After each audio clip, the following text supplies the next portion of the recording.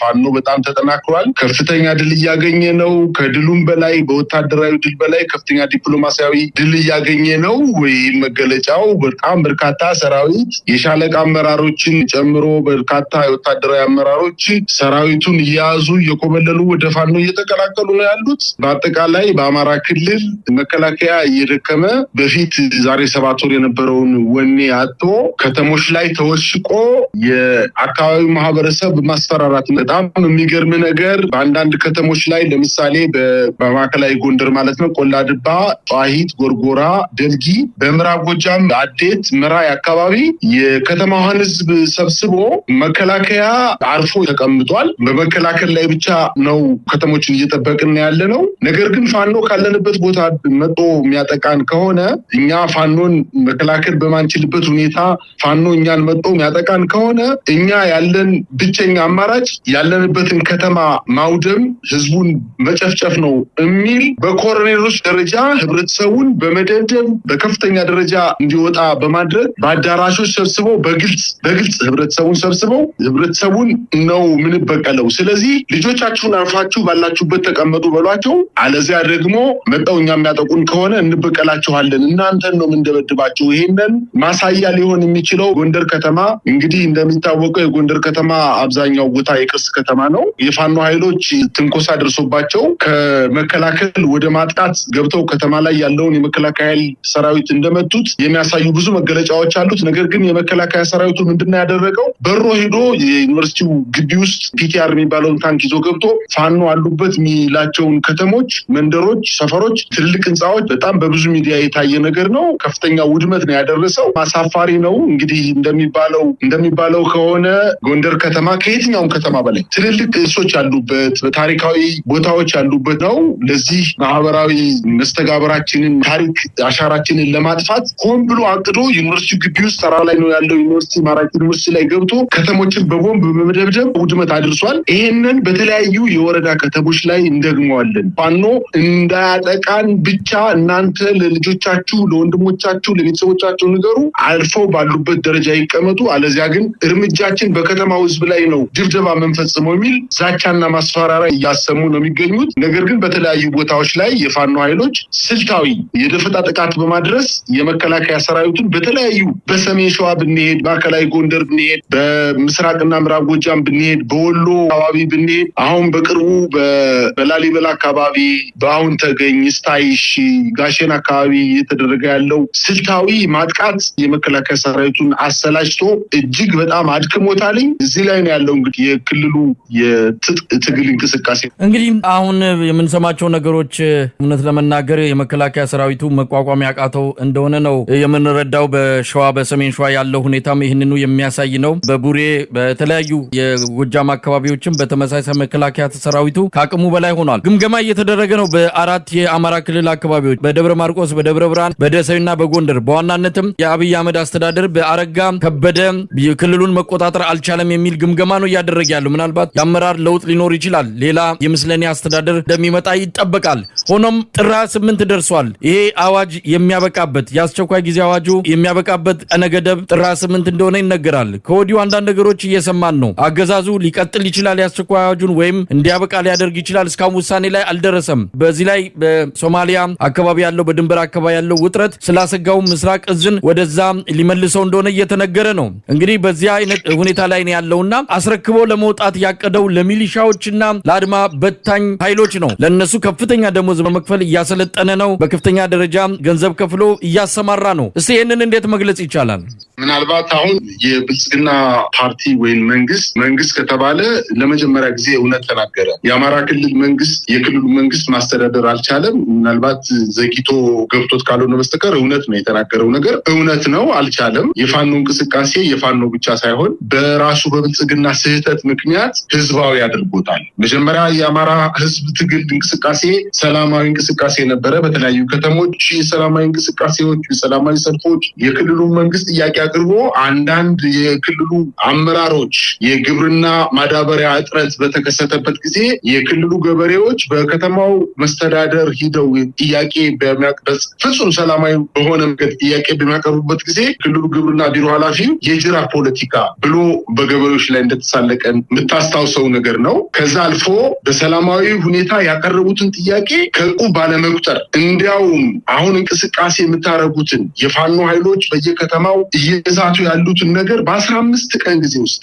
መሳሪያቸውን አይደለም ትጥቃቸውን አይደለም ሱሪያቸውን እና ቀበቷቸውን እናስፈታለን ብለው ነበር የዘመቱት። ነገር ግን እንደሚታየው በአማራ ክልል አሁን ፖለቲካው ተበላሽቶ እውነቱን ነው ማስተዳደር አልተቻለም። በጣም በተለያዩ ወረዳዎች ላይ ሚሊሻውን ከፍተኛ ገንዘብ እየሰጠ በተለያየ መንገዶች እየደለለ እያስታጠቀ ሙከራዎችን አድርጓል። ይህ ሙከራ አልተሳካለትም። እውነት ለመናገር እሱ በለፋበት መጠን የተሰበሰበው ሚሊሻ በማሰልጠኛ ጣቢያ ገብቶ ግማሽ እንኳን አይወጣም። ወደ ውጊያ ቀጠና ከሄደው ሚሊሻ አብዛኛው እጅ ይሰጣል፣ አብዛኛው ይመታል፣ እየተበተነበት ነው ያለው። መከላከያው እንደሚታወቀው በተለያየ የውጊያ ቀጠናዎች ላይ አሁን ውጊያውን አቁሞ ራሱን ወደ መከላከል ደረጃ ነው እየደረሰ ያለው። አልፎ ተርፎ መንግስት ይቆያል ብሎ ላልገመተ ምናልባት መንግስት ይወድቃል ብሎ ስለገመተ የተለያዩ ወንጀሎችን እየፈጸመ የራሱን ሀብት ማሰባሰብ እያደረገ ነው ያለው በይፋ ማለት ነው። ሌላው መታየት ያለበት ነገር እንግዲህ ዛሬ 7 ወር በፊት የትጥቅ ትግሉ የፋኖ ኃይሎች ገና ምንም የቆመ ጠብቀኝና በዱላ የትጥቅ ትግል ባደረጉበት ወቅት ትጥቅ ይዞ ከፍተኛ የሰው ኃይል ይዞ የበላይነት ይዞ ወደ ክልሉ ገብቶ ነበር። አሁን ተገልብጦ መከላከያ የያዘው ሞርተር፣ መከላከያ የያዘው ዲሽቃ፣ መከላከያ የያዘው ሎጂስቲክስ በሙሉ ወደ ፋኖ ገብቷል። ዛሬ በአቻላቻ በሚባል ደረጃ ሳይሆን የፋኖ ኃይሎች ከመከላከያ በላይ በሞራል የታጠቁ በስነ ልቦና የተዘጋጁ በስንቅና በትጥቅ በጣም ከፍተኛ ድጋፍ ያላቸውና በተተኳሽም ከነሱ ያልተናነሰ ኃይል ያላቸው በመሆኑ መከላከያ ሰግቷል። ሁለተኛው በዚህ መንግስት ላይ የደረሰው ችግር ምንድነው? እንግዲህ የጠቅላይ ሚኒስትሩ መቼም በፍቅር ውሎ ማደር የሚችል ሰው አይደለምና የአልቡርሃን መንግስት ጋር የነበረውን ፍቅር እናውቃለን። በኢትዮጵያ ፌዴራል መንግስት ሰራዊትና በትግራይ ክልል በህወሓት ጊዜ የነበረውን ከ3 ዓመት በፊት የነበረውን ውጊያ በተጀመረ ማግስት ምናልባት ብዙ ሰዎች እየጠቀሱት ያለው አልፋሽቃ እያሉ ነው የሚጠቅሱት። እኛ ደግሞ ደለሎ ቁጥር 1፣ ደለሎ ቁጥር 2፣ ደለሎ ቁጥር 3 ነው የምንለው ቦታውን። ያንን የአማራ ክልልና የኢትዮጵያ መሬት የሆነውን አሳልፎ በመስጠት አንተ እንዳትወጋኝ የትግራይ ኃይሎች እንዳይሸሹ ዘግተህ ያዝልኝ ብሎ መሬቱንን በቀብድ አስይዞ በመስጠት ውጊያውን ከጨረሰ በኋላ ዛሬ ደግሞ ተገልብጦ ያኛውን የሄሜቲን ጦር በመደገፍ የሄሜቲ ጋር እፍ ያለ ፍቅር ውስጥ ገብቷል። እንግዲህ በፍቅር ውሎ አያድርም። በኋላ ደግሞ ጦርነቱ ካለቀ በኋላ ደግሞ በጣም ከፍተኛ መስዋዕትነት የከፈሉ የኤርትራ ወታደሮችን ምናልባትም የፌዴራል መንግስቱ ጦር ከትግራይ ክልል በሻጥር ተመቶ ሲወጣ ለኤርትራ ሰራዊት አባላት አመራሮች ተዘጋጁ፣ እኛ ልንወጣ ስለሆነ እናንተም ቦታ ይዛችሁ ወደ ካምፓችሁ ወደምትከላከሉበት ተመልሳችሁ ሂዱ ብሎ ሳይል ተደብቆ በመውጣት በኤርትራውያን ወታደሮች ላይ ክህደት የፈጸመ ሰው ነው። ምናልባት በፍቅራቸው ዘመን ልክ እንደ ባልና ሚስት ጣት ቀለበት የተቀያየሩበት ጊዜ አልፎ ዛሬ በኤርትራና በኢትዮጵያ መካከል ያለውን ውጥረት እያየነው ነው። በሀገራችን ላይ እየመጣ ያለውን ዳፋ እየተመለከተ ነው። አሁን ደግሞ ሰውየው በፍቅር ብሎ ማደር የማይችል ሰው መሆኑ የሚታወቀው በሶማሌ ውስጥ ዝም ብሎ ያልተጠና ፖለቲካዊ ግብ የሌለው ዲፕሎማሲያዊ ውጤት የሌለው የኢኮኖሚ ጠቀሜታ በሌለው የወደብ ጥያቄ ሀገራችንን አረንቋ ውስጥ ለመክተት ከፍተኛ ጥረት እያደረገ ነው። በዚህ በሶስቱ አቅጣጫ የመጣበትን መከራ መከላከል በማይችልበት ደረጃ ላይ ደርሷል። ዛሬ ቤተክርስቲያን የገባች ውሻ እስኪመስል ድረስ አንዴ በሰሜን አንዴ በደቡብ አንዴ በምስራቅ እየሮጠ ያለ መንግስት ነው። መንግስት ምናልባትም በአማራ ክልል አልተሸነፍኩም፣ በሶማሌ ሀገር ውስጥ ያለው ውጥረትን ለማርገብ ሰራዊቴን አስወጥቻለሁ ለማለት ጥረት እያደረገ ነው። ምናልባትም በቅርብ ጊዜ ውስጥ እንደሚባለው ከሆነ በቅርብ እንደተረዳነው ከሆነ የምስራቅ እዝ ሙሉ በሙሉ ከአማራ ክልል ወጥቶ ወደ ሶማሌ ክልል ይሄዳል የሚል በጣም ተጨባጭ የሆኑ መረጃዎች እየደረሱ ነው። ነገር ግን ጅብ ከሄደ ውሻ ጮኸ አይነት ነገር ነው። ይህ ሰውዬ አሳልፎ ሀገራችንን አዋርዶ በታሪክ እንቅልፉን ምናልባት አይተኛም። እንቅልፉን ቢተኛ ምናልባት እንደ ናቡከደነጾር ህልም ሊያይ ይችላል ብዬ የሚገምተው ማኔ ቴቄስፋሬ የሚል ጥቅስ ግድግዳው ላይ ያነባል የሚል እምነት ነው ያለኝ። ምንም አንድ ቀን እንቅልፍ ቢተኛ ይሄ ህልም ናቡከደነጾር የደረሰበትን መከራ በሱ ላይ ይደርሳል። ተመዘንክ ቀለም ተገኘ። ይሄ ሰውዬ ሀገራችንን ገደል ከቷታል። ተመዝኖ የቀለለ ሰው ነው። ምናልባትም በሱ ላይ ብቻ በአስተዳደሩ ላይ ብቻ ሳይሆን በሀገራችን ላይ ከፍተኛ የሆነ ስጋት የጣለ መሪ ስለሆነ ይሄን መንግስት የሚተባበር የአማራ ሚኒሻ ምናልባትም የደጋ የደጋዳሞት ህዝብ፣ የደቡብ ወሎ ህዝብ፣ ገበሬው፣ ቄሱ ወጦ ከዚህ መንግስት ጋር የተባበረ መሳሪያ ስቶ ይህን መንግስት የደገፈ ጥቁር ውሻ ይውለድ ብሎ እንደማለው አሁንም ይሄ መሐላ በልጆቹ ላይ ይደርሳል የሚል እምነት ነው ያለኝ። ምናልባት በጣሊያን ወረራ ጊዜ ጥቂት ባንዳዎች ዘሮቻቸውን እስከዛሬ ድረስ እያሰደቡ ነው ያሉት። ምናልባት ለገበርዲን ኮት፣ ምናልባት 5 ዓመት ለቆየ ድርጎ፣ 5 ዓመት ለቆየ ስልጣን ብለው እድሜ ልካቸውን የልጅ ልጆቻቸውን እያሰደቡ የባንዳ ልጆች እናንተ እንቁላል ቀቃይ ልጆች እየተባሉ እየተሰደቡ ነው ያሉት። እኛ ያደግንበት ማህበረሰብ በተወሰነ ቁጥር የባንዳ ልጆች ምን ያክል ተሸማቀው እንደሚኖሩ እያየን ነው። አሁን ሚኒሻው መሳሪያ አንስቶ እየተዋጋ የአማራ ትግልን ወደኋላ መልሳለሁ ብሎ አስቦ ከሆነ ፍጹም ተሳስቷል። ስለዚህ በጊዜ ሳይረፍድበት ሳይመሽበት ከፋኖ ትግል ጋር ተቀላቅሎ ሲሆን ከቻለ የፋኖ ኃይልን መሳሪያውን መንግስት የሰጠውን ትጥቅና ስንቅ ይዞ ከፋኖ ጋር ተቀላቅሎ ራሱን መከላከል ህዝቡንም ነፃ ማውጣት አለበት። ካልቻለ ደግሞ አርሶ ይብላ። ከዛ ውጭ ግን ምንም የሚቀየር ነገር የለም። እንግዲህ ከፍተኛ የሆነ ክፍያ ነው የአብይ አህመድ አገዛዝ ለሚሊሻዎችና ለአድማ በታኞች ያዘጋጀው። እንደሰማነው ከ13,000 ብር እስከ 20,000 ብር እንደሆነ ነው። መከላከያ ሰራዊቱ ይህን ሁሉ ለሀገር እያለ በዚህም በዛም ባልተገባ ጦርነት ውስጥ ተሳትፎ ህይወቱን እያጣ ያለው መከራ እየበላ ያለው ግን ከ5,000 ብር ያነሰ ነው የሚያገኘው። የአንድ የመከላከያ ሰራዊትን ወታደር 3 እጥፍ የሚያክል ደሞዝ ነው ለሚሊሻ ኃይሉ የተዘጋጀው። ይህ በዋናነትም በገንዘብ ተደልለው በክልሉ ያለውን የፋኖ ኃይል እንዲዋጉለት ነው አብይ አህመድ የፈለገው። ገንዘብ አይዋጋም፣ የሚዋጋው ወኔና አላማ ብቻ ነው። ምናልባት ይሄ ነገር ምን ሊፈጥር ይችላል? የሚሊሻ አባላት፣ የአድማ በታኝ አባላት ከፍተኛ ሁኔታ እየሰለጠኑ ከፋኖ ጋር ለመዋጋት እየተዘጋጁ ያሉት ምን ማድረግ አለባቸው? ቀን እየጨለመበት 11ኛው ሰዓት ላይ ለሚገኝ አገዛዝ በዚህ ደረጃ ዋጋ ለመክፈል እንደው ለምን ውሳኔ ላይ ደረሱ? ምናልባት የሚወስኑትን አናቅም። ነገ ከነገ ወዲያ ብሩን ወስደው መሳሪያውን ተሸክሞ የት እንደሚሄዱ መግለጽ የሚቻል አይደለም። ግን ከወዲሁ ምን ማለት ይቻላል?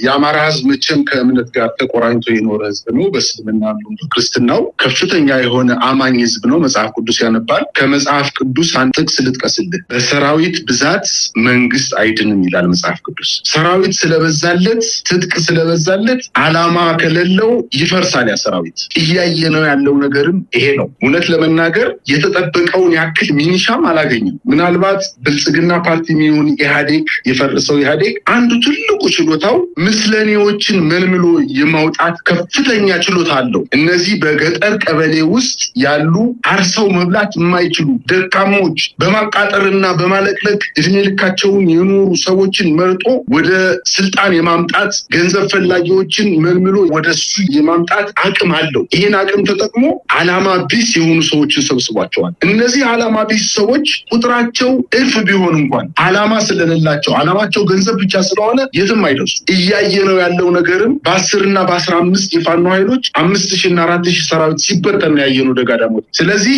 ጊዜው የነጻነት ጊዜ ነው። መከላከያ ሰራዊቱን ብቻ ሳይሆን ብልጽግናን ብቻ ሳይሆን መሳሪያ አንጋቹን ሚኒሻ ማብሮ ማዕበል የሚወስድበት ጊዜ ቅርብ ነው እና አሁንም ጊዜው አረፈደባቸውም። ማህበረሰቡ ያገላቸዋል። ልጆቻቸውን እያወጣ ነው በየጊዜው። የፋኖ ኃይሎች በተለይ በሚኒሻውና በአድማ ብተና ኃይሉ ላይ ምን አይነት እርምጃ ሊወሰድ እንደሚችል ማሳያዎች በተለያየ ቦታ ጀምሯል። ይህንንም እየገባው ነው ሚኒሻው። ያልገባው ካለ ይደመሰሳል። የውሻ ሞት ይሞታል። ቀብሩ አያምርም። ምናልባት በአንዳንድ ከተሞች ላይ ሚኒሻዎች ሙተው ሲቀበሩ እያየን ነው። እውነት ለመናገር ቀባሪ ቆፋሪ ብቻ ነው የሚሄደው። አሁን በቅርብ ጊዜ በደንቢያ አካባቢ በተደረገው ውጊያ፣ ጫንድባ ላይ በተደረገው ውጊያ፣ ደርጊ ላይ በተደረገው ውጊያ፣ ወደ ጎጃም አካባቢ ደጋዳሞት፣ አዴት አካባቢ፣ ፍኖተ ሰላም አካባቢ በተደረገው ውጊያ ፋኖች ተሰውተዋል። በጣት የሚቆጠሩ ፋኖች ተሰውተዋል። ቀብራቸው ለቅሶ አይደለም፣ እልልታ ነው። ልጆቻቸው፣ ዘመዶቻቸው አላለቀሱም በፍጹም። እጅግ በጣም ደስተኛ ሆነው እንዲያውም የመከላከያ ኃይሎች